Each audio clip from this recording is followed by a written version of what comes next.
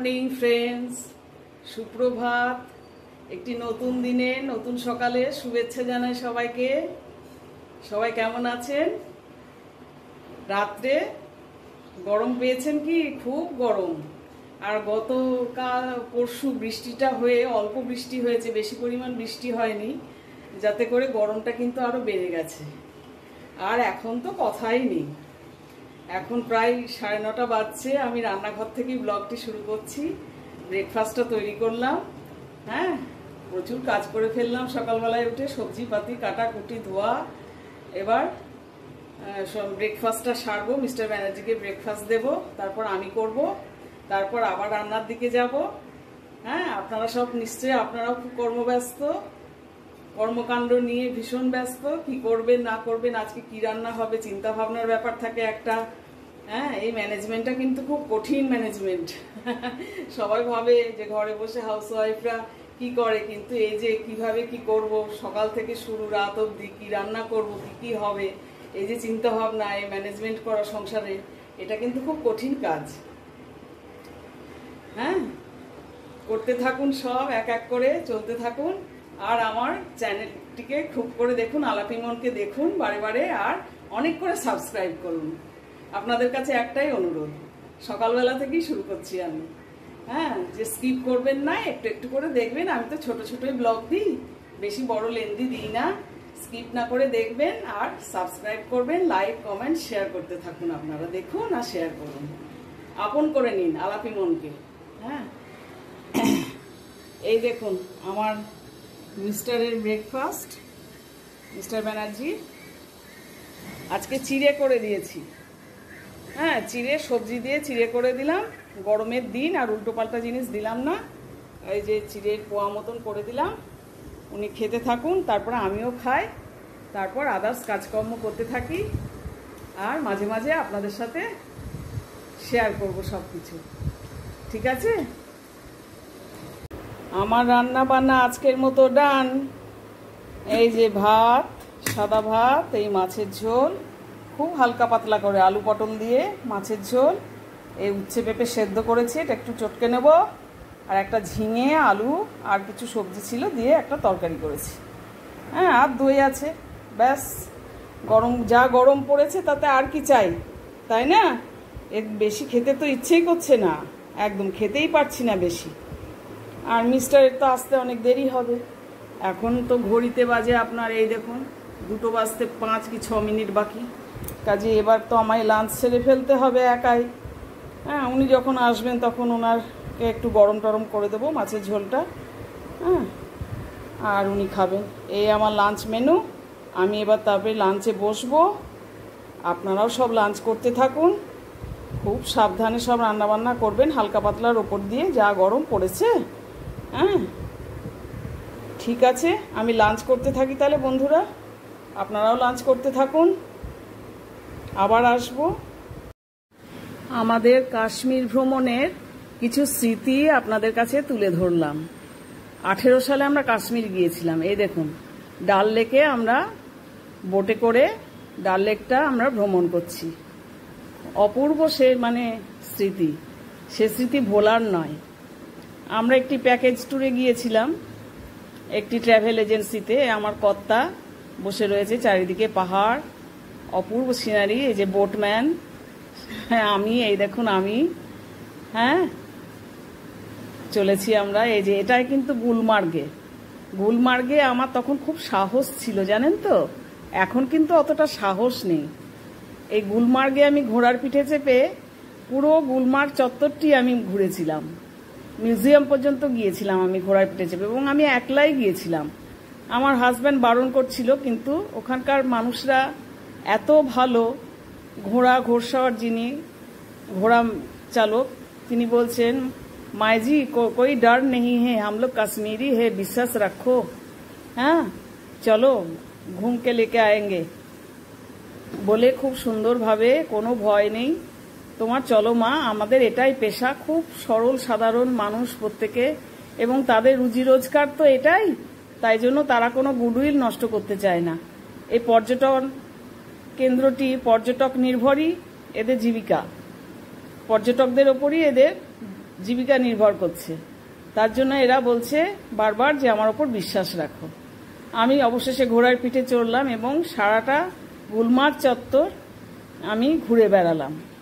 হ্যাঁ, আমার হাজব্যান্ড ভীষণ আপত্তি করছিল এবং যা হবে হবে, আমি কিন্তু জানি না, বারবার এটাই বলছিল, কিছু হলে আমি কিন্তু জানি না। আমরা ঠিক আছে চলো। আর তত এই মানে ঘোড়া চালকটি তত বেশি আশ্বাস দিচ্ছিলেন যে কোনো ভয় নেই, মাইজির সাহস আছে, কোনো ভয় নেই, চলুন আমার সাথে, আমি পুরোটা ঘুরিয়ে দেবো।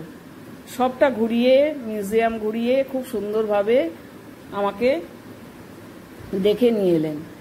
হ্যাঁ, এগুলি ফেসবুকে আপলোড করা ছিল বলে আজকে আপনাদেরকে দেখাতে পাচ্ছি। সেখান থেকে নিয়ে অপূর্ব দৃশ্য, অপূর্ব সিনারি। তখন তো বরফের সময় নয়, আমরা অক্টোবর মাসে গিয়েছিলাম, তখন রং বেরঙের পাহাড়, চারিদিকে শুধু রং বেরঙের পাহাড়, পাহাড় দেখার সময় সে সময়, গাছ ভর্তি ফল আর রং বেরঙের পাহাড়। অন্য সময় এগুলোই হাঁটা যায় না, থাকা যায় না, বরফে ভর্তি থাকে। হ্যাঁ, সে গামবুট পরে, বরফে জুতো পরে এসব জায়গাতে খুব বেশি হাঁটাচলা করা যায় না।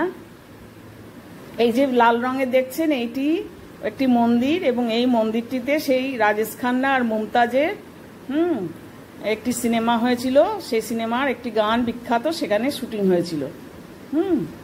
আর এই যে আপেল বাগানে ঢুকে পড়েছি এবার, আপেল দেখাতে, শ্রীনগরে আপেল দেখাচ্ছে সেই দিনই, সেই পথেই ফেরার পথে গাছ ভর্তি আপেল। দেখুন কি সুন্দর, অপূর্ব সুন্দর। ডালিম রয়েছে গাছ ভর্তি, আপেল রয়েছে। এটা আপেল বাগানে তোলা, আপেল বাগানে ঢুকিয়েছে আমাদেরকে। হ্যাঁ, অপূর্ব দৃশ্য, মনোমুগ্ধকর। এই আপেল নিয়ে আমি ছবি তুলেছি, দেখুন কি সুন্দর। আমার তো ছবি তোলা, ভিডিও করার ভীষণ শখ প্রথম থেকেই, তাই আমি আপেল নিয়ে তুলেছি। আর জানেন ওখানে 10 টাকা কেজি আপেল ওখানটায়। এই দেখুন, আমি এবার পেহেলগামে, আরু ভ্যালিতে, এটা পেহেলগাম আরু ভ্যালি, সেখানেও আমরা সবাই কয়েকজন আর কি, হ্যাঁ, গাড়ি করে করে গ্রুপে গ্রুপে সব পেহেলগাম গিয়েছিলাম। আমাদের ট্রাভেল এজেন্সির বাস একটি জায়গায় গিয়ে দাঁড়িয়েছিল, সেখান থেকে সব গাড়ি নিয়ে নিয়ে আমরা সব পেহেলগামে ঘুরছি। দেখুন আমাদের সঙ্গে, আমার সঙ্গে সঙ্গে ঘোড়ায় ওই 2 দাদাও উঠে পড়েছে, আমি, আমার হাজব্যান্ড এবং ওই 2 দাদাও উঠে পড়েছে। আর একদম আরু ভ্যালির টপে গিয়েছিলাম, সেখানে একটি তামিল সিনেমা শুটিং হচ্ছিল, সেটিও আমরা দেখলাম। এটি তখন আমরা কিন্তু নেমে এসেছি, খাড়া উঁচু, একপাশে খাদ, মানে একটু জাস্ট মানে কয় ইঞ্চি বাদ দিলে পরেই খাদে পড়ে যাব। আমার হাজব্যান্ড কত উচ্ছ্বাস দেখুন, ওনার হাত তুলে কত আনন্দ করছে। ফিরে নেমে এসেছি সেই খাদের উঁচু, পাহাড়ের উঁচু জায়গা থেকে, আরু ভ্যালি যেখানে শুটিং হচ্ছিল। এই যে আমি আসছি, মোটু সোটু পেছনে আসছি। যাওয়ার সময় কিন্তু আমি সবার আগে ছিলাম, ফেরার পথে আমি সবার শেষে।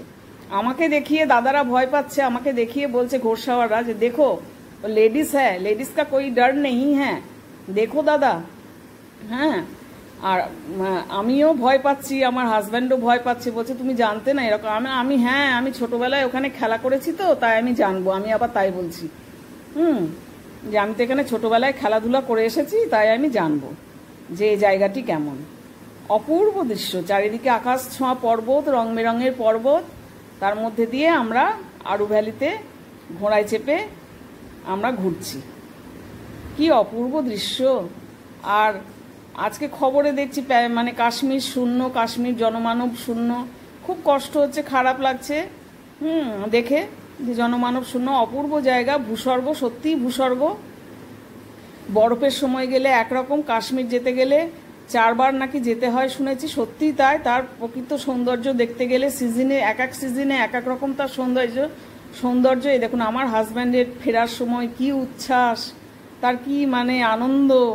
আর এই যে আমি চলেছি শেষে, এবার আমরা নামবো ঘোড়া থেকে, ফিরে চলে এলাম আমরা। নামার পথে ভিডিওটি করে দিয়েছিল আমাদের ওই ঘোড়সাওয়ার, যিনি অ্যাসিস্ট্যান্ট ঘোড়সাওয়ার ছিলেন, তিনিই করে দিয়েছিলেন।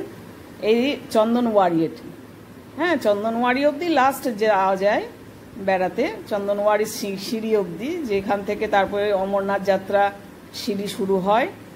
সেই সিঁড়ি অবধি এখানে আমরা নেমে সেই সিঁড়িতে আমরা খানিক উঠলাম, সিঁড়ি দিয়ে প্রণাম করলাম। সেই সিঁড়িগুলোকে কত লক্ষ লক্ষ মানুষ, কোটি কোটি মানুষ তুষার তীর্থ অমরনাথ যাত্রা করেন ওই পথ দিয়ে।